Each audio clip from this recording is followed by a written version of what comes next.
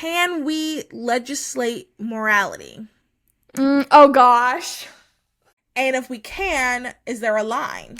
Can't relate to cancel culture, hookup culture, or victim culture. Well, neither could we. We created this platform for those other girls. Girls like us who want to give a different perspective from a Christian and conservative worldview. We talk about life, work, relationships, pop culture, and everything in between. So let's be those other girls that just don't talk about culture, but change culture. Hello, everybody. You are listening to Those Are the Girls with Mallory and Friends. I'm Mallory. I'm Freeman. And we are changing culture and bringing back traditional values. Hello, everybody. Welcome to the show. This is a pop culture podcast. We are talking about pop culture, politics, career, relationships. Sometimes we dive a little bit into true crime. We're talking about all these things, but the difference, how we are different from other pop culture podcasts, is we're not talking about it from a regular perspective. Our perspective is Christian conservative, but don't change the podcast yet, because some of the opinions that we have, some of the hot takes we have, might surprise you that we have as Christian conservatives, because we're coming at it from a different way. We specialize in grace, truth, and love. That's just some of the things we do here. Yeah, and I suspect today is also going to be a few hot takes. So definitely do not change this one. Yes, I felt like this week, so this week in the news, I felt like it wasn't as I don't know, as busy as before. I mean, so it was busy, but not discussion busy. So we're going to do a different segment where we're going to talk about just a couple highlights, 3 really interesting things that's not really much to talk about, but just to let you guys know if you haven't heard yet. Yeah. And then the rest will have 3 stories. And then we have a science audience submitted story that I'm a weird science one. Yeah. The last story was submitted by a listener. So, cool. We have that for you. But I will say, okay, I really wanted to get this off my chest. Well, I wanted to tell somebody, and just in general, this has been the most, emotional week. Not even, in a sad emotion, but, I feel like I've had some really, really high highs and some really, really low lows this week. And I'm wow, I see why people are on those moods, SSRIs. I get it. This was such a up and down week for me this week. And I also restarted taking, so I'm back on my fitness journey, and I started going back to the nutritionist again. So I started taking my appetite suppressant. And I'm pretty sure, I didn't tell my mom this, I only told her once, but I'm pretty sure there's been 2 days where I took 4 when I was only supposed to take 3. Oh. And I know. And I think it's kind of affected, my, I don't know, but this week has just been so, hectic. Oh, I have a bajillion things going through my mind, and I'm so I have an alarm now on to make sure I only take 3. You're not supposed to take more than 3. I have my alarm on so I don't take 4.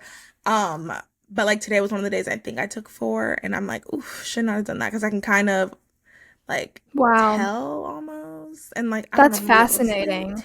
Yeah, it's been a crazy week for me. A lot of interesting things. By the time you guys hear this, unless you're on your way driving, we are doing a rally in Raleigh, North Carolina, for the Care for Women, Children, and Families Act, in support of it, because Governor Roy Cooper, quick recap, we talked about it in the last TCAP, quick recap, Governor Roy Cooper said he's going to veto the act.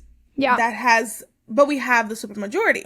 The thing is, they only need one person to not agree to override it. So right now, we have enough Republicans, we have the exact number of Republicans to override his veto.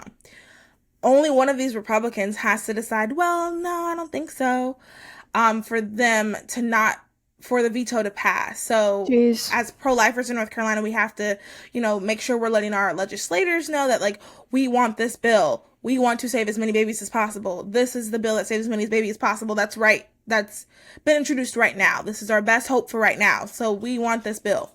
Yeah. So long story short, that's what we're going to be doing Saturday. And working on that. I've been working on that like all week. And then I just like have had like some really interesting things, and I met some interesting people this week and last weekend, and it's just been a crazy week for good old Mal Pal, as they call me. How's your week been? I mean, it's not chaotic. Okay. I feel like it's not like a negative. It's just like okay, yeah, I guess chaotic. Like, yeah. I have a lot of energy right now. I am drinking tea. I'm drinking my favorite tea. It's the Passion Tazo, and it's like super bitter. And it's really good. But I think it'll also like kind of make me sleepy by the end of this. Oh, good. Which I need, because I'm concerned I'm not going to be able to sleep. Yeah, I've been feeling frazzled as well. I don't know what it is. Today, I think it might have been the humidity or something, because my heart rate was like 90 beats per minute, like all day. Ooh, it was the whole day? Crazy. Yeah, Yikes. like, and I was like in cold sweat, like I had eaten, but I felt like weak and fatigued. And I guess that's not good for your weight. Yikes. I know. And then I was like not making any money today at all. Oh, no. So I'm feeling that. I'm ready just kind of for the day to be over, but I'm also really excited to get into our topics today. Yes. I think that honestly actually first, before I say that, I want to tell this story really quick. Talking about the heartbeat. So for those who don't know, I went to this like festival last weekend. If you look on my personal page, you can also check my like to know it for all of the outfits all of the pieces of the outfits I wore. But I went to this like festival, so like, you know, it was EDM, so it's like jumping and like a lot of moving around. Mm-hmm. I got in the car when it was over, and my watch was like going crazy. It was like, your heart rate is still up. Low key, it was like, you never move this much. I'm so concerned for you right now. That's basically what it was saying. Because I did move a lot. Like, I was jumping and then, you know, walking from there to there. And I wanted to tell my watch, like, it's okay. Like, I promise you I'm doing okay. Like, I'm fine. It was just, it was really so funny to me. It was like alerting. It was like, oh my God, you're in trouble. It was funny. That's so funny. Wow. But yes. So anyway, when I've had a crazy week, or like even if I've had like a bad day, I don't know why, but the podcast always makes me feel better. Just like talking and giving my unsolicited opinion. Yeah. Quick announcements. We have merch. We have an app, and we have a Patreon. Download all of them. Order merch. We'll have links everywhere. You're not going to regret it. Yeah. Okay. So let's do the fast crazy, and then we'll get into the main stories. Oh, but first, are you ready to get fast storied, main storied? Ready? Clink, clink. Perfect. All right, here we go. So one of the things is, for those who don't know, they got him. George Santos. He was charged. Listen to what he was charged with, everyone. 13 counts of wire fraud, money laundering, stealing public funds, and lying on federal disclosure funds. Everyone hate to see it. Everyone reminds me, once I get out of my current job, I have a personal beef with George Santos. I will tell the story. Once I get out of my current job, I have a personal beef with this man. Oh, man. Personal. I'm happy to see his downfall. I feel bad for the constituents, though. It's not fair to the people in his district that they don't have. I mean, they essentially don't have a representative. Yeah. But you know, they got him. And okay. I said I wasn't going to talk too much about it. I'm going to get on my soapbox and I'm going to get off. Here's the thing. People, and it's hard because it does seem like people who don't have integrity are successful. If we're being honest, there's a lot of people we can think of right now, and I don't just mean some of the big names. I mean people in your job currently that don't have integrity, and they seem to be successful. So it's hard to believe what I'm about to say, but eventually it always catches up with you. Yes, and I was just going to say that. It always catches up with you. So lying, cheating, that's why I'm always so honest, and like there's no reason for me to lie, because it's always going to catch up. Yeah. Always. So integrity is so important. Yeah, I mean, everything that happens in the darkness comes to the light. Everything happens in darkness comes to light. Even if it doesn't come into light, let's say tomorrow, like it'll publicly. or even publicly, it'll come to light in like 15, 20 years. It always comes out. So next thing, for those that don't know, Trump was found liable. So he was found liable of he was charged with defamation. So he has to pay $5 million in damages to E. Jean Carroll. What's interesting, so I asked you guys what you thought on the Instagram, and a lot of you guys think that this isn't like it's a witch hunt. A lot of people were saying it was a witch hunt. A lot of people were saying that it's not fair because it's Trump and they're just trying to come in and attack him, which I don't know if that is true. I don't know if it's not true. I guess, Freeman, you can share how you feel if you want. Yeah, no, I don't think that, I think we use the term witch hunt like we use the term racism. It almost has no meaning anymore. It's thrown around so often. I'm just like, that was too easy. That's too easy to claim it's a witch hunt. Give me a foundational reason that it's not true, because honestly, I would not be surprised if it was true. And I like to believe justice was served. I don't think that $5 million is going to put him in the hole too much. And if you're a Trump supporter, then this is water off of a duck's back. So, yeah, I will say, you are the second person to say that comment about witch hunt today in a group chat I'm in. They were talking about, so George Santos went up there and said, this is a witch hunt. And my friend literally said, witch hunt, like that word used to mean something. And it kind of doesn't. I agree. It kind of doesn't really mean much now. Yeah, I don't know what to believe. I don't want to say I don't care, because that's not the right thing. Like, he's not even in my top 2, probably not even my top 3 or 4. So I'm not really like concerned that much. I think we should move past him. Personally. So yeah, what's done is done. What's done is done. Did you see the CNN? Him on CNN? Yeah, it sounds like it was pretty horrible. It sounds like he has no remorse for what might have happened. I just... Yeah. Yeah. I think the other aspects, yeah. You know what? We'll talk. I think we can do another episode on that, and then some of the other stuff. And we're just doing quick stories. And the last one is, if you guys don't remember, Natalie Holloway, she disappeared with her friends. They went to Aruba for their senior trip, which, looking back, that's an elaborate senior trip to go to Aruba. Honestly.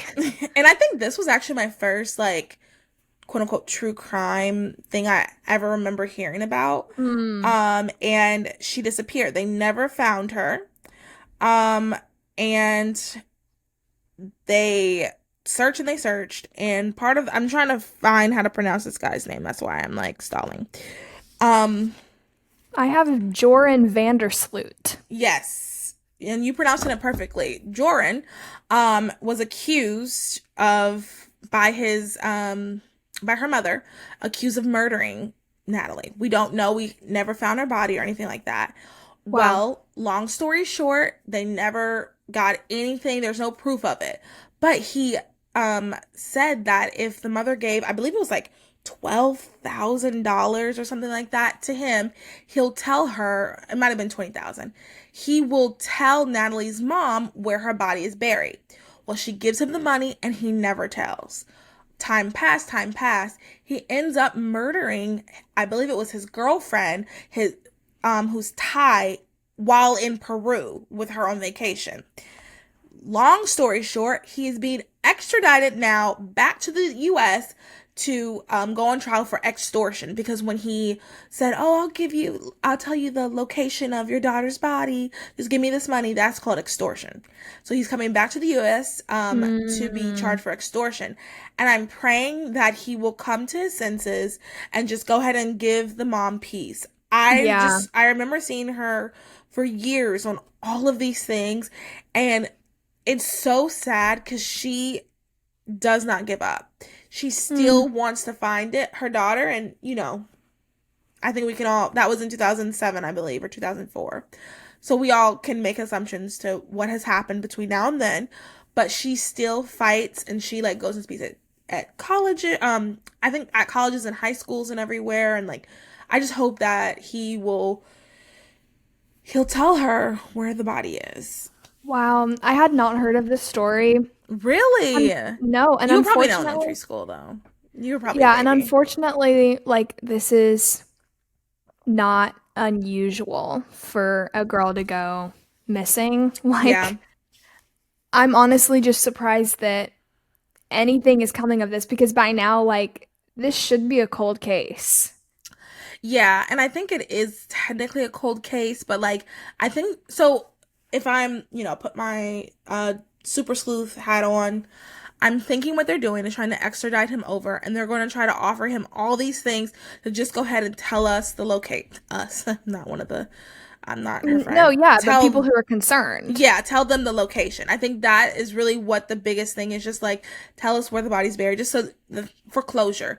Because even though like I'm sure the mom like knows what has happened, I'm sure she knows, but Yeah. as a human, I'm sure there's like this 1% chance that like maybe she Yeah. is on the beach and like she had amnesia, because that happens. Like Yeah. I've listened to stories about that.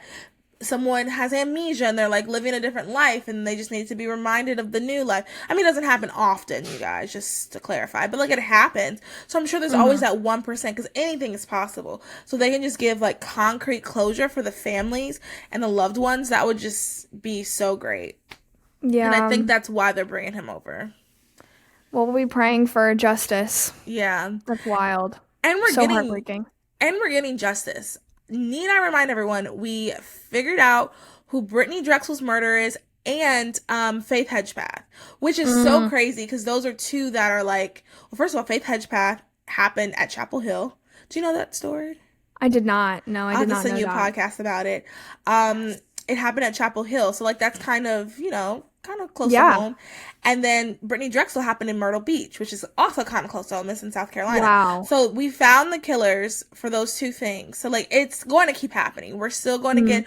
We got the person who we got Lori Val, but we were going to get her anyway. But like this is a lot more justice, I think, is in the future with a lot of these, especially now with the new DNA cases. And I listen to this podcast and they donate to different companies that are putting money into running like old DNA cases to That's like great, notify yeah. the families, which is really cool. And I think like we're going to get more and more Yeah, cases, technology. more and more. Yeah, I mean that's how they got the Golden State Killer, like, and he was old on his deathbed, pretty much. So yeah, those are just some fast things that happened this week. Let us know if you have any comments that you want to add. Do you think Trump did it? Do you think he's guilty? Do you think he's not guilty? Do you think George Santos is getting what he deserves? Do you think he is innocent? Let us know. Also, do you think like a 500,000 bail is fair for George Santos? Because he's a free man pretty much now. I think it was $500,000 or 50,000. I don't know. The thing is, and I'm laughing because it's just so silly. I feel like nothing. So George definitely needs to face, like, if he lied, which it appears that he has committed some crimes, he needs to face justice. The funny thing is, like, it doesn't seem to be super like. It's like super random stuff. Like, Yes. it's nothing really cohesive. Like, It's not, why? yeah. And what makes it so like, what is wrong with this man? I mean, the thing that I always think is so funny, he was like, yeah, I always said I was Jew-ish. Like, I just think that's Oh my so gosh. funny. He's not like, he's just so like, what? Yeah, it's just off the chart. Like I have no explanation. I've heard of like him not answering to George Santos. Like, is that even his real name? That like, is so funny. like Something somebody is needs to wrong make with like him. a comedy about this. I know. He is the number one con artist, and he'll never listen to this. But that guy that's always in all the videos with him is someone I used to be like decently close friends with, which is Whoa. so. We used to do political stuff together, like, go to conferences and stuff. And, like, we were in the same friend group. I will say that. Like, he definitely wouldn't be like, oh yeah, I'm cool. I'm friends with her. Not like nothing fancy, but like we would say hey to each other. Like he would recognize me. Wow. So every time, like when I first saw him in the video, I sent it to another girl that's like in that same group, and I said, is this so and so? She's like, oh my god, what is he doing? Yeah. So I know. That's crazy. Small world. Small okay. world. Pulse what's is a our very first small girl. thing? Okay. So first, before we get into this, I want to say the rest of the episode is kind of some of the stories are, I guess you can say they're kind of heavy, but also like I guess you can say like a content warning. If you're listening with kids, maybe not, because we're going to be talking about just some sexual related topics. Oh, maybe the podcast name could just be sex. That'll get us a lot of views. Well, sex and marijuana. Sex and marijuana. Oh, wait, actually, that might be a good title. That'll get people to listen. Okay, so if you are fast forwarding because you want to hear what we're talking about when it comes to sex and marijuana, here you go. This is where you should stop. So this article, it's brought to you by ED Magazine. Sex worker confirms that, quote, red pill alpha males, quote, hire women to pose for photos and pretend to like them. She also says that these guys have no effing clue that most of the women they hire are over the age of 30. Oh my gosh. Okay, so I'm going to read a clip or a section from the article. It's not the beginning, but we don't need to read the beginning. Yeah. I guess, well, first let me explain what red pill is, because I think not, if you're not on the internet a lot, you might not know. So red pill alpha male. So these are those guys that are like, yeah, my girl needs to be under 25. She needs to cook. She needs to clean, be a virgin. And most importantly, she needs to love me and grovel at my feet because I am a high earner. I am the 666. I have a six pack. I make six figures and I'm taller than 6 feet. And if you don't agree with that, then, So those are those guys. Okay. Yeah. They sound adorable. Yeah, they're like super popular. That's why most of them are married. Just joking. It's so funny because that's something my brother pointed out, that like none of them are actually married. Most of them, if not all of them, are also single. But I guess she'll explain to us why. So this guy's viral tweet, this guy Ben, his tweet went viral. Twitter user Take Heart Monica shared a screenshot of a comment from a woman, Ivy Wilder. Ivy shared some insider information that didn't exactly surprise many people. Apparently, many of the red pill manosphere guys actually hire women to hang out with them, pose in pictures with them, and pretend to like them. She wasn't talking about Ben in particular or his tweet, but Take Heart Monica thought Ivy's comments were certainly relevant to the conversation. Quote, I said this in another comment, but I just want to point out that the guys behind these accounts hire us, sex workers, to hang out with them and take pictures, LMAO. Last summer, I was on a boat with 4 other women, and the guys who booked took selfies and Snapchats with us all day, which ended up on one of the guys' alpha male accounts, where he was like, these women flocked to me. Sir, we were there because you paid us to sit in on a rented boat with you, end quote. She also said that these red pill men would often rant about how young women are the only ones worth spending time with, but apparently they didn't even realize that many of the women they had hired were much older than they thought. Quote, that guy also went on weird rants about how women's age and was like, look at these 20-year-old girls I hang out with, not like those hags over 20. Oh my Reader, gosh. half of the women on the boat were over 30. And that dung beetle and all his followers literally could not tell. They have no effing clue. And the strip club, they regularly ask 32-year-old strippers with kids if they're in school because they think they're 21. They cannot tell. It doesn't matter how much they screech that they can. End quote. I think he is a dung beetle, and so are all of his friends. That's so funny. So, do you want me to go first, or do you want to go first? Well, I can go. I just think it's like funny. I just think it's laughable and pathetic that the hypocrisy. It's so sad to me that you have to hire someone to pretend to enjoy your company.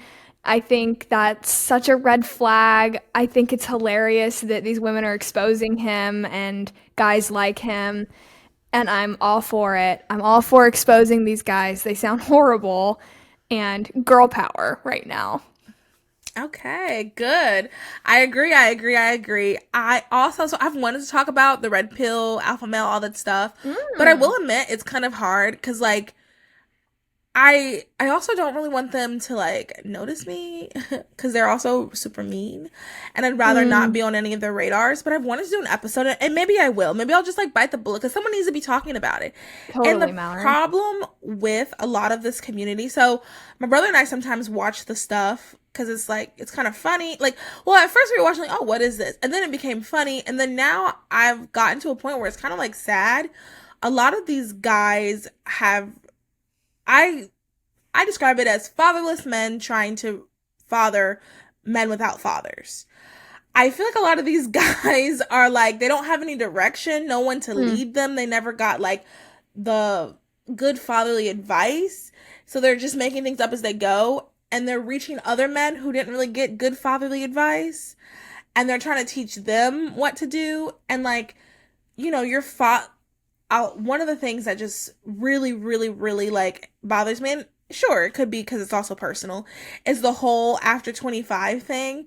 Yeah. I think it bothers me because realistically, society has changed, and not necessarily in a good or a bad way, but it's just changed.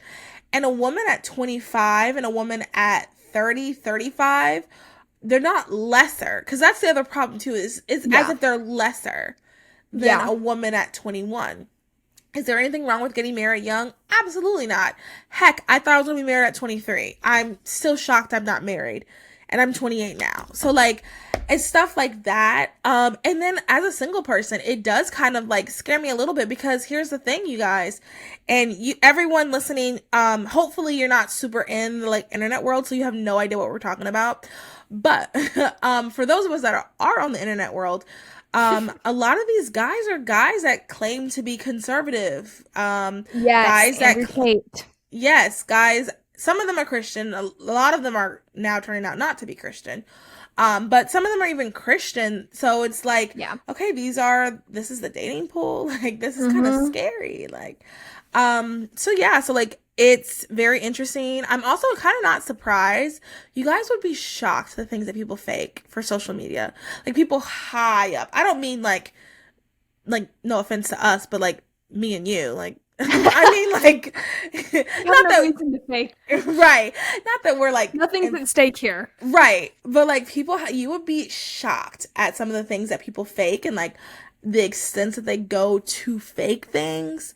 So I'm kind of like, I'm not surprised. I know that some of these people, there's also been red pill people who have like podcasts that they'll bring girls on that are like OnlyFans girls or strippers and things like that, which, you know, that's another conversation that we can absolutely have. Like, girls, we've got to do better. Also, if you know a podcast is going to make fun of you, stop going on them. I don't understand that, but that's a whole nother conversation.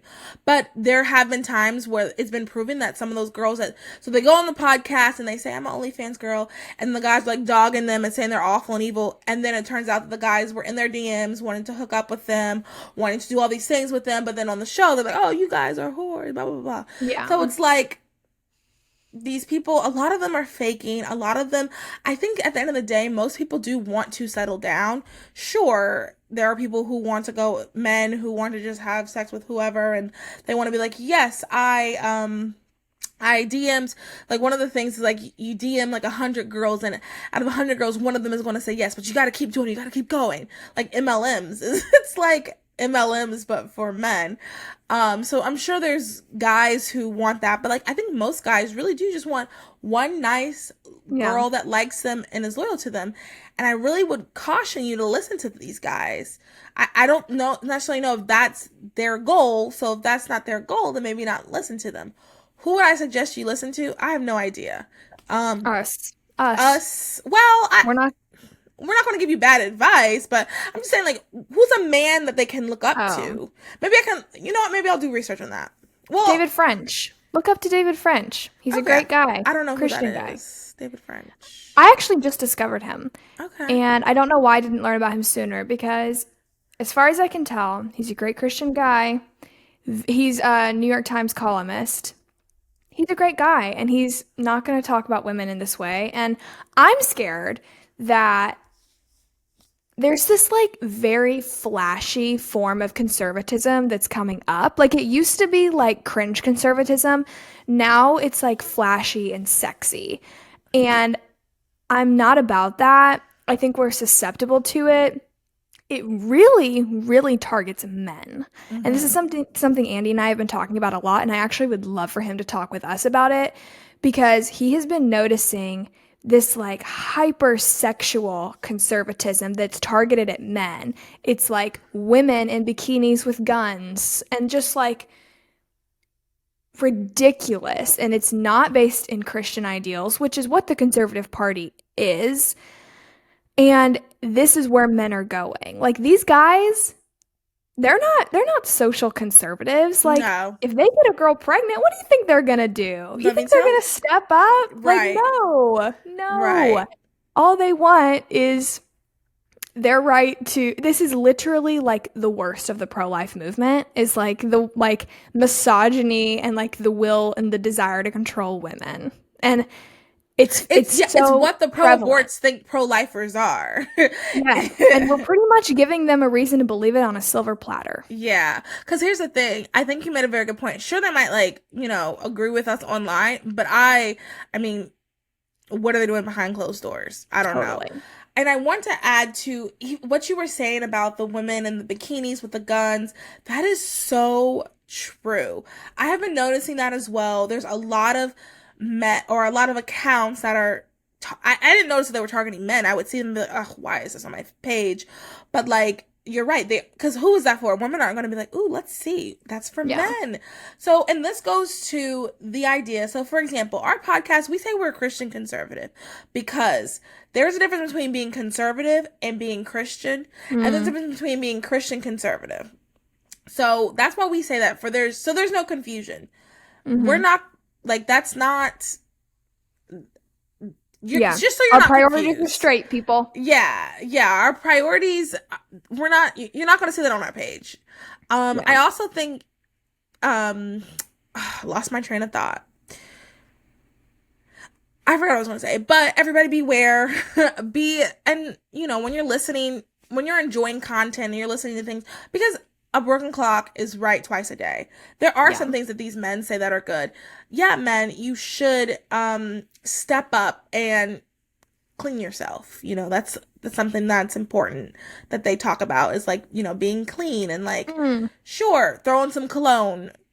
Try to put some effort into your dressing. Absolutely. Yeah. No one is saying that's wrong. Just making sure that you are, everything they're saying, just make sure that it also aligns with the Bible if you're a Christian. And ladies, just be careful when you meet these conservative guys, and make sure you have your line. Here's another thing too. A lot of these guys, they may say they want virgins, or, yeah, I want to go as abstinent. Let me tell you, they're not. They're not abstinent. No. They definitely are in it they like the idea of defiling you, probably. It's definitely a fetish. Yeah. Like, I mean, who are we kidding? It is twisted. These guys are absolutely watching porn, probably disgusting porn. Like, do not be fooled because they say they're conservative.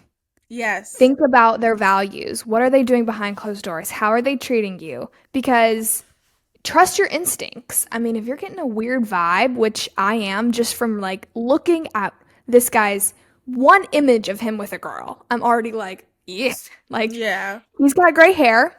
Like, she's got dimples. Not a fan.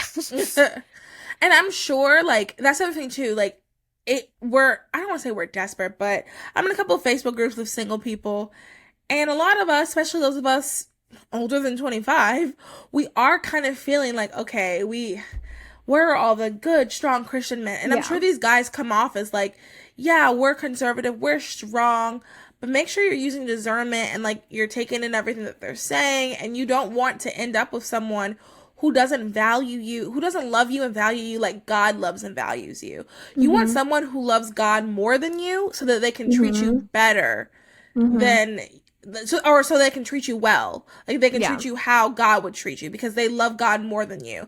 You don't want someone who wants women so bad. Well, you don't want someone who wants men either, but you don't want someone who wants women so badly that they're so obsessed with women. You don't want someone like that. You want someone who's obsessed with God, and when someone's submitted and obsessed with God, they're going to treat you so much better. Well, period. that's that on that. You guys should definitely read the full story and don't be surprised. A lot of these people fake things. Our next story is brought to you by Fox News. Wait, I'm what skipping about that. Michigan Daily? What about what? Michigan Oh, Daily. I definitely accidentally skipped that. You're right. So the next story is actually brought to you by Michigan Daily, and not Fox News. That's later. Here we go. So this is another one, maybe not in front of the kids. Yeah. Depravity and deepfakes, or how women are robbed of bodily autonomy. During the so once again, I'm clipping part of it. We didn't need the beginning. It was like a background, everybody. So if you're reading, you're like, this is not the same article. It is.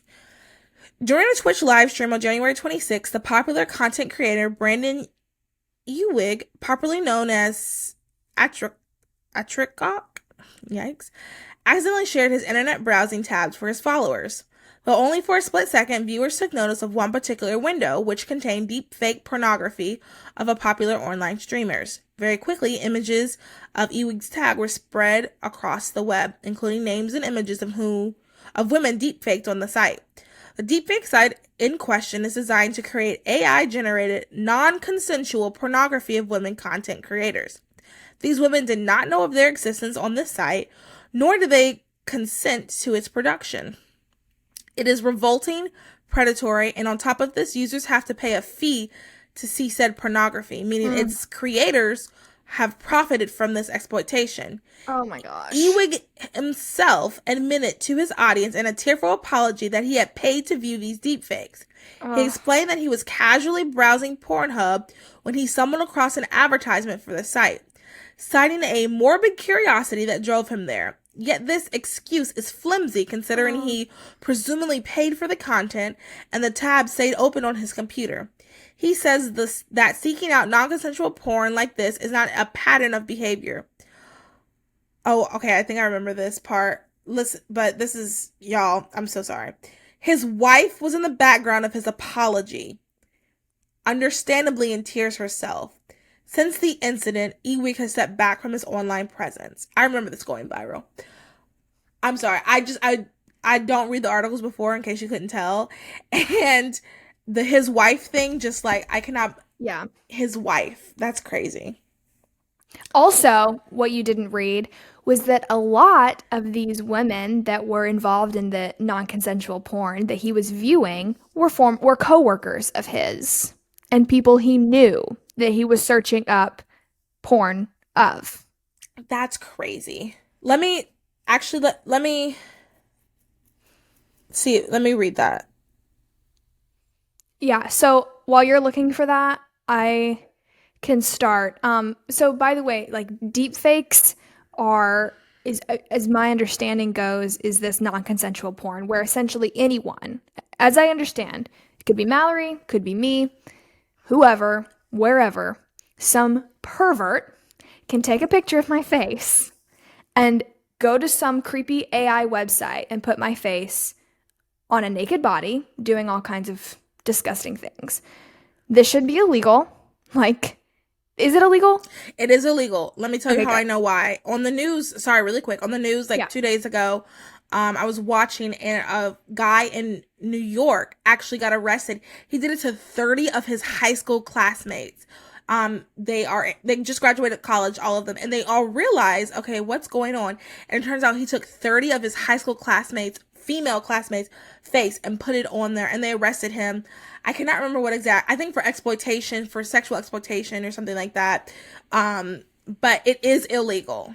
Can I share a story? Yes. One time, me and a friend that I'm not going to name her, we were standing outside taking birthday photos, and some guy had a huge camera lens and was taking photos of us from like across the street. And every now and then I think about that incident, and we called the police. We said, what the heck was that? And we got his license plate was like Snake 89 or something. It was like horrible, so weird. And I think about that a lot. So this is why Mallory and I are really suspicious of AI, because this is what's going on. I mean, AI can be used for good, and I hope that it will, but it can also be used for evil. I think this guy I don't think an apology cuts it. I think an apology is No. offensive. Like, he should now become an advocate against it, and he should live the rest of his life repenting for the sick things that he's done. I also want to go back to him casually browsing Pornhub. Is he really going to say he was casually browsing Pornhub? And ladies, I just want to remind you, this is what we were saying earlier. It doesn't just start off as something, like it starts off, sure, it's vanilla. Oh, let me just casual. And then now you're watching deep fakes of your coworkers. It's if someone is struggling with this, they need help. Think of it as a drug. It's something that you need help from, and you can get help and you can stop. It is absolutely possible, but you have to recognize you need help and you have to do the work. Continue. Yeah, so we also, not only do we need to be praying for this guy because he has seriously got, I don't care if it's not a pattern of behavior. It clearly is. You've got multiple tabs open. That's crazy. And I don't want to hear that it's not a pattern of behavior. Just accept that you're probably addicted and try to reconcile, because you've hurt your wife, which is a whole other conversation. Oh my God, I don't even know what I would do. You've hurt your coworkers. And I just can't imagine this community watching this go down. I can't imagine what the women who are being exploited like this are thinking.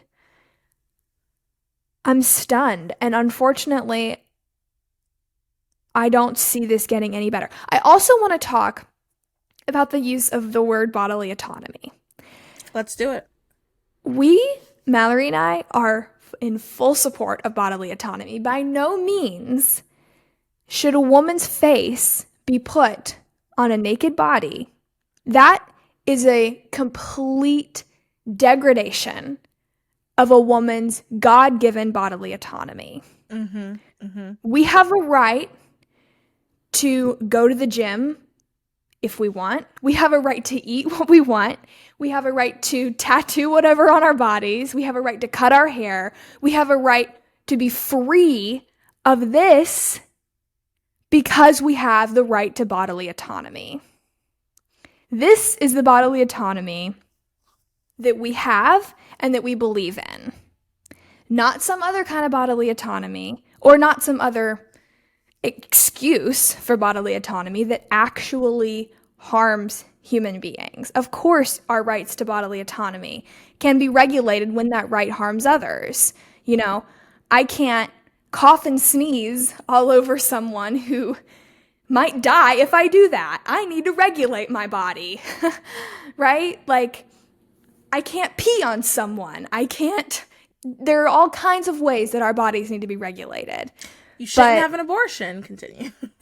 Of course, yes. I mean, that's my whole point right now. Sorry, go ahead. But I would even argue that's not your body. That's true. Anyways. That's not, yeah. But that's what they use it for. Like, that's what they always, whenever you think of body autonomy, which I'm glad that we're talking about it from this perspective, because we only hear it from the abortion perspective, when it really is something that exists that we should be in support of. Totally. We agree with bodily autonomy. This is absolutely an overreach of any decency. And it absolutely takes away a woman's right to bodily autonomy when things like this are going on. Yeah. And it's not being followed up on, which I hope it is. I pray it is. I don't know if it is. This is the first time hearing of this. Well, that's the problem with Pornhub and sites that you can upload things to, or that's the problem they've been having, because it's kind of hard to regulate who's uploading it, where'd you get it from. And here's the thing. Once it's out there, it's out there. On the segment that I was watching about the guy who did it to his classmates, they had another girl who it was done to her. I think it was from an ex-boyfriend or just some rando. And to this, it was done years ago. So like when it first started happening, there was actually I'm always on a tangent. I'll go back to that in a second. But anyway, this thing has been going on for a while, like the ability to do this. So this was at the very beginning of it. It was done to her. But so years ago, she still has to like talk to employers about it, because when you look her up, Oh my or like when you look up gosh. her face, stuff like that, it's one of the things. So she still has to Oh talk to my employers. gosh. She has to talk to her family. Like, it has ruined her life. Oh my And it's gosh. not even her. That's the part that's so crazy. Well, it was this movie on Netflix. This is how I learned about deepfakes. Was there's a movie on Netflix, I think it's called Deepfake. It's not, I wouldn't necessarily suggest to watch it. I didn't really understand what it was. But long story short, it's a girl. She is doing like an OnlyFans, and then she was invited to this chat with this other person, and then I don't remember the full extent because I saw it years ago, but like somehow the other person ends up getting her likeness and creates a whole persona for her, and she gets logged out of her OnlyFans and she can no longer make money from her OnlyFans. It's like this whole thing. But anyway, the whole purpose was like, it was about deep fakes. Like, it was about how you can take someone's face and put it on someone else's and exploit them. You're using their body. It's disgusting. And I think the guy also that got in trouble for it, he also had to register as a sex offender. Which I agree. I think that's the right move. Absolutely. Totally. He's a sex offender. The problem is, okay, and this is a whole nother conversation, but a lot of people who are like registered sex offenders go on to continue to commit crimes. So unless they're locked up, this is probably going to happen to more people. I mean, statistically, it's probably going to happen to more people unless he's locked up. So unfortunately, that's not enough for me. I also wonder if like part of his terms is like I guess you can't ban someone from using the computer. That's exactly. Because I think you can ban people from using social media. I think that's definitely a term. Yeah, like judges do that, like on Parks and Recreation when Tom Haverford can't like. Yeah, he gets in a car crash, and then the judge is like, no social media for a week. And he's like, I don't even know how to get home without using my phone. Anyways. That's so funny. But stuff like that. Like, you can definitely do that, but I don't think you can say, no internet. Or maybe you can. Or no porn. Like, wouldn't that be? Porn, yeah. I don't know. But something, I mean, I think it's good. Registering him as a sex offender, I think, is a good thing. And just making sure that he gets in trouble. I know that he's going to serve some time. I mean, they did the perp walk on him. He had his cuffs and the little segment and everything. And I think everyone that participates should receive some sort of punishment as well. Totally. Well, everybody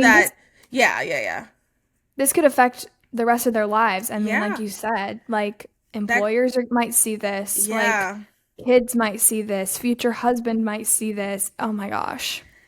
It's disgusting. Like, this is, I can't think of anything more depraved. This is depravity. This is true depravity. A complete. Yeah. Well, our next story isn't too much more positive. So next story is brought to you by Fox News. Oh yeah, baby, Fox News. So the data is in, and it's becoming increasingly clear that the impacts of commercial marijuana industry are even worse than we thought, particularly for America's young people. A new report released by Smart Approaches to Marijuana shows the reality in pot legal states. It paints a vastly different picture than the common sales pitch of the industry and supporters of legalization. Usage rates have reached record highs amongst those who are most vulnerable to the marijuana's long-term health effects. The National Institute for Drug Abuse warned past year, past month, and daily marijuana use on 20 or more occasions in the past 30 days reached the highest levels ever recorded. Amongst those aged 19 to 30, the percentage of 8th grade, 10th grade, and 12th graders who use marijuana daily has more than tripled between 1991 and 2020. That's crazy. Yeah. So, I want to go first really quick. So, okay. I know this is going to be a very hot take. Because I know especially a lot of conservatives think that, well, a lot of young conservatives think that marijuana legalization, there's nothing wrong with it. I'll admit, for a long time, I would go back and forth. I'd hear one argument. I also will say, like, I don't feel like I have a dog in the fight. I don't necessarily care either way. Like, I'm not a user, so, like, it doesn't really affect me like that. So, I hear one argument. I'm like, no, you're right. Let's legalize it. Then I hear another, oh no, we cannot legalize this thing. Then I'll hear someone else, yeah, legalize it. Then I'll hear someone, oh no, we gotta get rid of this. The kids, we gotta help the kids. So like I go back and forth. And I'll be honest, as of today, I'm on the let's not legalize it team. I just think, and these are anecdotal things that I've seen. I will say most of the people that I know that use it every day do not function as normal adults. I'm sorry, they totally. don't. Most people, and you know what? I'll also say there's two people who I know fairly well that use it every day, and you would have no idea. They're completely normal, except they're definitely addicted because like both of them will stop everything what they're doing to go and then come back. But anyway, other than that, they're completely normal. You would have no idea. They beat the stereotype to a T. They beat it over the head. You would have no idea. But literally, other than those two people, everyone else I know that does it every day just are not functioning normal human beings. I'm sorry, they're not productive members of the society. And no offense, that's just the reality of the situation. Most of them can't keep jobs, so it's gone to that level. Yeah. Is that because of the marijuana? I go back and forth thinking part of it, I'm sure, is susceptibility, because there's something else I shared the other day, that if you kind of already have the propensity for schizophrenia, smoking marijuana actually triggers it. And I actually know someone, personally-ish, who,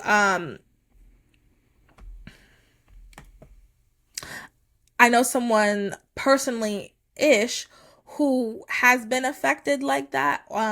It did trigger something like that in them. So it is a real thing. I think, no scientist or anything like that.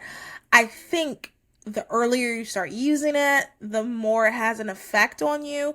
So it's concerning. 8th grade, to me, that's so young. But when I was in college, I met people who have been smoking since 8th grade. I met people who have been smoking cigarettes since the 8th grade. And that is wild to me because, I mean, at least in North Carolina, I guess because we're a tobacco country, they did everything possible to make sure we weren't smoking cigarettes growing up. I mean, we had commercials up the wazoo. They had people come in to see us. Yeah. They drilled it in our head. I don't understand how anyone our age is just regularly smoking cigarettes. So, all that to say, I think a lot of it is what affects people is how early they do it when your brain, like, a lot of it has to do with, like, your brain and how it develops and how it affects you as a person. And what also concerns me, and you can say this about anything because, they're obvious, anytime you talk to anybody who regularly smokes, they all of a sudden have a science degree. Not only do they have a science degree, they are the person, they have always been a functioning human. I don't know because I don't smoke weed regularly. I'm so dumb. But one thing that people bring up a lot is alcohol. Let's have the conversation just about marijuana when we have this conversation. When you're commenting, let's keep it to marijuana. We can have the conversation that alcohol is not good for people. That's absolutely true. I'm not going to sit here and act like we all know it destroys your liver, your kidney, it can shut down your body. We're talking about marijuana. And I think that's just something that, because we see so many people smoke all the time, we see so many people who are functioning, we think, oh, it's no big deal, it's whatever. I do think that it can be a big deal and it can be whatever. Do I think that recreational use, when you're hanging out with friends, occasionally, do I think that that's like the end of the world, the absolute worst thing when you're, 25 plus? Yeah. If you need it for a medical reason, do I think that's awful? I'm talking about the people who are doing it every single day because of anxiety, because of other, even recreationally, because they feel like they have to do it. That is what we're talking about here. Okay.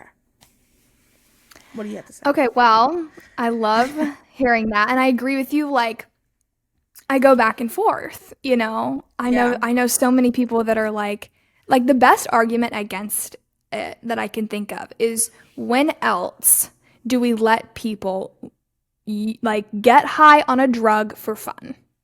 Like, There is no For other recreational case. use. Yeah. Exactly, for Yeah. fun. So I don't know, I don't have a response to that. I think What I will say, their response would be, well, what does alcohol do? I think that would be their well, response. and then I would say, I guess they might say, well, alcohol isn't like a drug. Maybe it is. Well, Well, yeah, they would say and like, alcohol. Well, they would say alcohol's worse. Like, I feel like they'd be like, well, well, alcohol's the worst thing ever. Blah, blah, and blah. also caffeine. Like, Oh, and they would say caffeine. we get high on caffeine every day, right? Yeah. Like, so I want to say, like, I remember learning in college that like weed was not addictive, that it only had benefits. You learned And I that in a think, class or like from yeah, classmates? like in a class. Okay. No, in a That's class. interesting. And obviously, we know now that that's not true. Like, I saw that the CDC said about 10% of users get addicted, and I think we were wrong to say that it's not addictive. I don't know though. Like, I know that the Fox article compared marijuana to like big tobacco, and I think in the initial stages that's fair. I know that we're supposed to keep this to just marijuana, but I just want to talk about what the article said. I think it's true that like they both market to children. They both have lots of money. They're both persuasive. They both have people in high places. Yeah. I think they both claim to have low effect on a person's physical health. They both claim not to be addictive. And I think, I don't know, I think like a Ron Swanson quote, if I may, is the whole point of this country is if you want to eat garbage, balloon up to 600 pounds and die of a heart attack at 43, you can. You are free to do so. To me, that's beautiful. I think a lot about that with marijuana because the more I think about it, the more I think that it should be up to the state. Like, if a very liberal California wants to have it available, the voters can decide on that. I think if a very conservative Alabama doesn't want it available, the voters can decide on that. I think there are tons of things that are unhealthy, tons of things that are harmful that are legal. And I think that's the beauty of this country. If you want to do something harmful, if you want to do something bad, you're free to. And I think to yourself. Yeah, exactly. Yeah. That body and autonomy. Exactly. I think one of the beautiful things of having it legal and having like even what you might consider harmful substances like alcohol and cigarettes legal is because we can legislate it, we can regulate it, we can have like advertisements about how harmful it is. Like we can enforce policies. We can do everything we can to make sure it's out of minors' hands. And I think that's extremely important. I don't think anyone is advertising for like you to be able to use it at 10. Like that's clearly bad and harmful. I think like this tough on drugs kind of vibe and like rhetoric, I think it's harmful. I think it gives drug dealers the upper hand to take all of the drugs and distribute it how they want. I think it makes people susceptible to lacing. I think it makes people susceptible to vulnerability to addiction because ultimately if people, I always say women, but I feel like if people don't have a place to go, if they are addicted and they're just going to be thrown in jail, sure, like continue to get addicted. I mean, and they'll probably get it in jail too. Well, yeah. You can get it and like, would you rather be in jail addicted or would you rather be on the streets addicted? So my thoughts are, if you're against it, like do not do it. And I think public schools need to be warning about the harms of it because for too long we learned that there were no harms, and that's false. That's harmful. I think we need to be honest about it, but I think like other substances, it might be bad for you, but you should be allowed to consume it. Okay. And okay, once again, now I'm back to like those are some good arguments. I think that there is and this is what I think about all the time when it comes to marijuana. I think about it when it comes to a number of other topics. We legislate morality? Oh gosh. That needs to be our intro. Actually yeah, and that's a good title for the podcast too, for the episode. Yeah, because porn is another thing that people are like, well, yeah, it's wrong, but like, and that's the question. That is the question also on Spotify. This is the question on YouTube. This is the question on everybody's mind. At the end of the day, all of these, and even the last story that we're going to get to super quick, all of everything we've talked about today is, can we legislate morality? Yeah. And if we can, is there a line? I think it is not healthy. Yeah.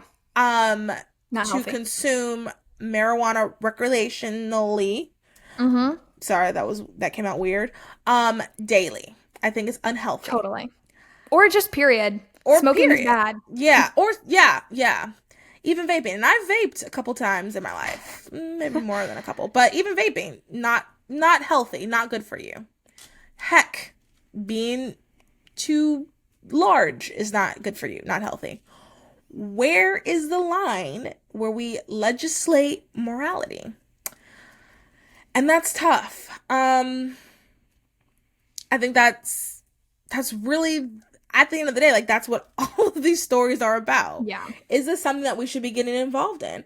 And I think I was going to say, I think there's good arguments for both.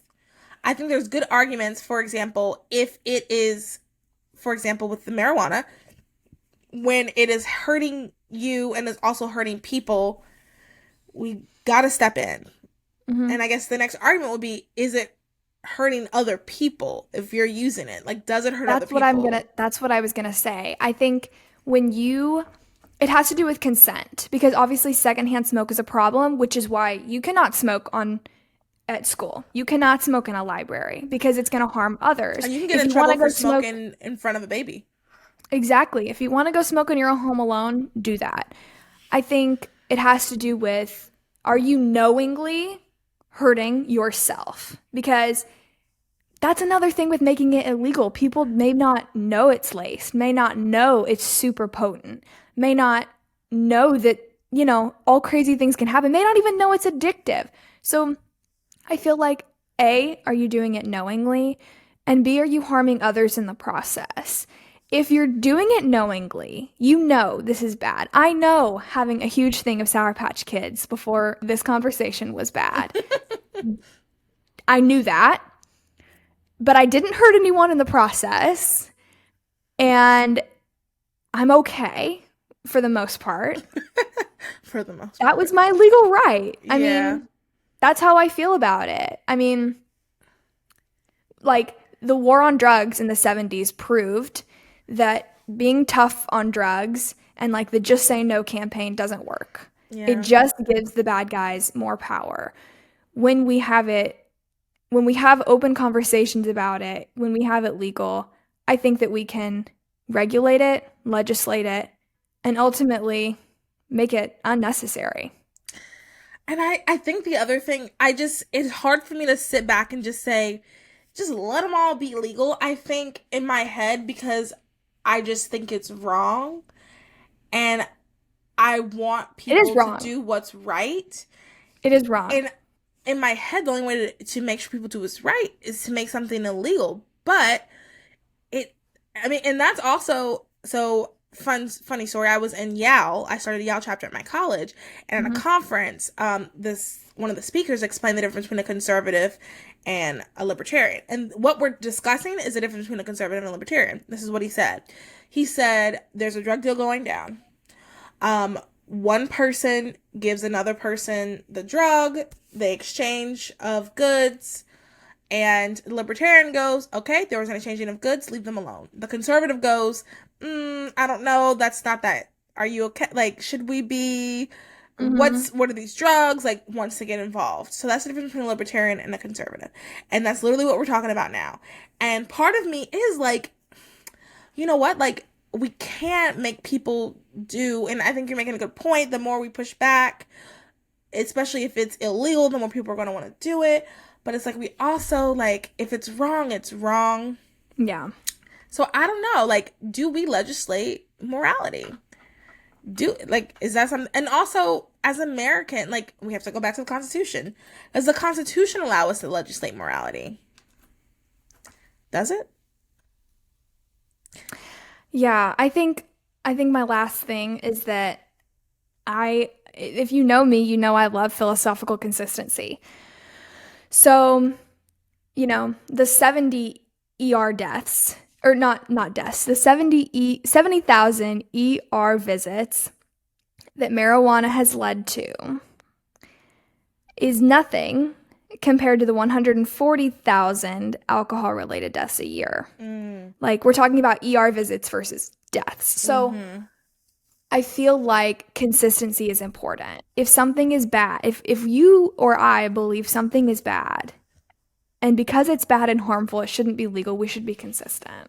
And I know that you asked us not to bring alcohol into it, but that was something that was really, like, blaring for me. That and cigarettes. Yeah. So, I mean, that's I say not to bring it up because, like, it always comes up, but I'm not going to sit here and act like that's not a valid point. Like, I don't have a rebuttal for that. I don't. Which is why, once again, I go, make it legal, don't make it legal, make it legal, don't make it legal. I go back and forth. But you guys let us know what you think. We did not come up with a conclusion at all. This was kind of just a bunch of glibbly-glock of us talking, but we were talking about our thoughts. And I feel as if I represented someone who listened. yeah. Oh, 100%. You probably represented more than the majority of folks that listen. I don't know, though, because a lot, like, when it's polled, conservatives our age think we should make marijuana legal. Like, that's just what they think. I'm more of the boomer that's like, no, we shouldn't. Oh, well, maybe we should. Oh, no, we shouldn't. But anyway, we have to move to the next story. Yep. Which is our final story. It is brought to you by NBC News, and this was listener submitted. This is going to blow everyone's mind as soon as I click the link and open it, which is what I'm doing right now. I'm clicking the link and I'm opening. Okay, here it is. Babies who have DNA from 3 different people are Like born. Mom, dad, mom. Keep listening. I just need to say that. Like, that's 3 different parents. 3 different people born in the UK for the first time. In 2015, the UK became the first country to adopt legislation regulating methods to help prevent women with faulty mitochondria from passing defects onto their babies. Britain's fertility regulator on Wednesday confirmed that the births of the UK's first babies created using an experimental technique combining DNA from 3 people, an effort to prevent children from inheriting rare genetic diseases. The Human Fertilization and Embryology Authority said fewer than 5 babies have been born this way in the UK, but did not provide further detail to protect the families' identities. The news was first reported by The Guardian newspaper. In 2015, the UK became the first country to adopt legislation regulating methods to help prevent women with faulty mitochondria, the energy source in a cell, from passing defects onto their babies. The world's first baby born using the technique was reported in the U.S. in 2016. The genetic defects can result in diseases such as muscular dystrophy, epilepsy, heart problems, and intellectual disabilities. About 1 in 200 children born in Britain is born with a mitochondrial disorder. To date, 32 patients have been authorized to receive such treatment. For a woman with faulty mitochondria, scientists take genetic material from her egg or embryo, which is then transferred into a donor egg or embryo that still has healthy mitochondria but had the rest of its key DNAs removed. The fertilized embryo is then transferred into the womb of the mother. The genetic material from the donated egg comprises less than 1% of the child created from this technique.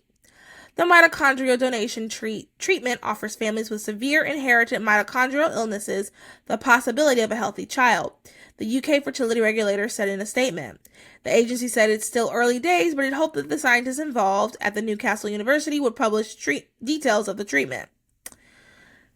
So, There's more to the story. I will absolutely link it because it's bonkers. Crazy. I mean, we've reported on some really wild science things. And I think I've referred to this before, but we never actually like read the article. Crazy. Absolutely Yeah, it's crazy. definitely giving me IVF right now. Oh, yeah. I was thinking just dystopia. Like this sounds like a we're on the way to all the dystopian novels I would read when I was a kid. Every dystopian novel I read as a kid, every single one, from Uglies to like what's the one you have to read for school? Brave New World. You design your babies. Like you don't actually like it's not like a actual like mom and dad, let's do it. It's design. Yeah. You pick, you want this, you want that, blah, blah, blah. It's every dystopian novel. So this is crazy. Crazy. Yeah. And this really does go back to, can we legalize morality? Because Yep. while it is immoral, period, it's immoral to have 3 parents. That is not how God designed us. That does Yeah. not do dignity to that child. Should it be illegal? I don't know. It makes me think of, first of all, some of the critiques in the article were that there are other ways of avoiding diseases in children, such as screening tests. Right. And also, I feel like you're skipping so much to do this. and I think they did say it's a last resort. It makes me think, I mean, I guess the only real legislative problem I would have with it is how much risk it puts the child at for danger and death. If it puts the child at a high risk of death, I would say that should be illegal, because when else do we subject unwilling patients to experiments that have high risk? Now, if a family has an infant that is close to death and they say, it's our last resort, just do it, and unfortunately the child dies, I think that's a different scenario. It's not like necessarily if they have like a disease or something, they're trying to heal the disease. exactly, Okay, and they yeah, have yeah. no options, and so Yeah. they do a 50-50 thing, or even Yeah. something with a 10% chance Yeah. of Like, success. yeah. That's not the same thing. Yeah. I don't know, and I also don't understand how severe this disease is. Does it result in death? Or does it result in... I mean, I know tons of people, maybe not tons. I know quite a few people with epilepsy. I mean, that's not, it sounds awful, but it's not the end of the world. Like, and I know that they are looking for cures and they'd rather not have it, but I don't think it's enough to, and once again, I don't have it. So, I'm speaking from someone who doesn't have it, but I don't think it's enough to risk death. Risk death, or, I mean, even like more from the morality perspective, like risk, playing God, really. Totally. I don't know if it's enough for that. I think this is crazy. This is wild. It really is. And we are at almost an hour 15. Yeah. I had one more thing I wanted to say. Them Before Us is an organization where they talk a lot about when we're making children, like we should have children first adoption, children first, like everything should be child first. And I feel like when we start playing God, because that's really what it is, when we start doing all these different things, it's not child first. It's what makes me, the adult, the parent, happiest, what makes me the most comfortable. And I think that when we start thinking child first, that's a lot, like, it just makes, it's more of how God designed it, and I think it transforms our decisions. Because not to bring IVF back up, but I'm thinking about IVF, like, I am 28 years old. I want to be a mom so badly. Like, I cannot express how badly I wish I was a mom. The reality is, by the time I turn 30, a lot of my eggs are no longer going to be usable. Okay, so what can I do? Can I go and become a single mom on purpose at 29? Definitely not right now, but like at 29. Can I go and become a single mom at 29 on purpose? What quality of life would my child have? Not knocking single moms at all. I'm saying, what is the best thing for the child knowingly, intentionally creating a life where they don't know their father, where they probably can't even like connect with their father, where, I mean, Are you talking about sperm donation? yeah, like sperm donation. Okay. Yeah, yes, because I mean, I don't have a boyfriend. No, I thought you meant, yeah, I thought you meant like hooking up, or I thought you meant like, you're right. I guess I could hook up with somebody. You're right. but that's mainly a sperm donation kind of scenario. Yes, I'm thinking sperm donation. Is this right? Or is this just me trying to fulfill like my strong desire to be a mom? That is so true. That is so true. And also, that organization talks a lot about divorce. Yeah. All kinds of decisions that this perspective is unique. I think a lot of times we like to think that we're being empathetic, when in reality, we're just doing something because it suits us and makes us feel better. Mm-hmm. Is it really the empathetic decision to alter the way that God created your child, or is it going to make you feel better? So here's another thing. I cannot remember the exact story. Absolute last thing, you guys. I cannot remember the exact story, but Melanie was on, and we were talking about, it might be like artificial wombs or something, or like some sort of cloning from DNA or something like that. And we talked about whether like they had because what gets you to heaven? Your soul gets you to heaven. Okay. Now, I don't think your DNA gets, I guess it wouldn't apply to this because it's the DNA that's been altered. But, you know, it just still goes back to like, you're like, are you, you know, do you guys get what I'm trying to say? Like, well, I think no matter how you're conceived, no matter if you're in a test tube, a petri dish, a womb, an artificial womb, the moment of conception, you get a soul. Now, I think it degrades the soul to bring a child into anything other than the loving embrace of a mother and father. But I don't think that means they don't have a soul. I guess you're right. I guess there's a difference between like DNA and like a straight up like clone. Because that was the thing with the clone. Like the clone didn't, it was just literally just like a clone. Like a clone wouldn't have a soul. Because a clone wouldn't have gone through all the things that needed to make it a human. A clone is just... What are you talking about? A clone. You know, a clone, like if someone You said an artificial womb, though. Yeah. Well, okay. Back up. So when we were talking about an artificial womb, and we were talking about, they said something about clones, because that's how we got on the topic of souls. Because if you are, like, in a womb, sure, like you said, petri dish, a tube, a womb, it's all the same when it comes to, like, your soul. But, like, if you don't go through, if you're just creating basically like a robot, a clone would kind of be like an AI robot in real life. Oh my gosh, Mallory, I have never heard of this. We did an episode on it. I guess you don't really listen to the podcast. No, I'm just joking. It was a while ago. When was this episode? This was like, oh my goodness, maybe a year ago. I'll have to find it. Like a year ago, we read this article and it was like so crazy. And it was about something that they're planning on in the future. I'll have to find it and send it to you. Oh my gosh. If you guys are avid listeners, comment what like the article if you remember.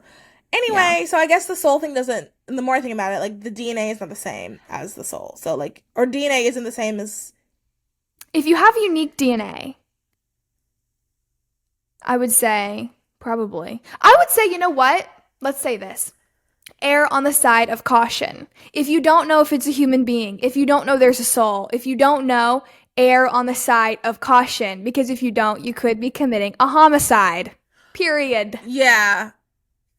Yes. I wasn't thinking of killing them. My mind didn't go to killing them, but fair.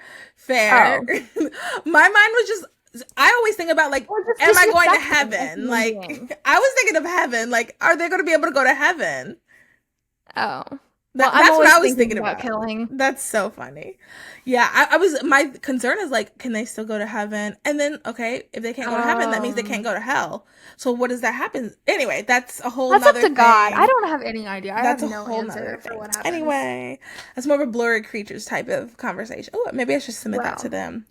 Anyway, you guys, this has been a great episode about morality and legislation of morality. We've talked about a bajillion different things. Make sure that you check out all of our sponsors. I didn't do a single ad this episode. We're almost at an hour 30, so no need to do that. We'll link all the sponsors and whatnot.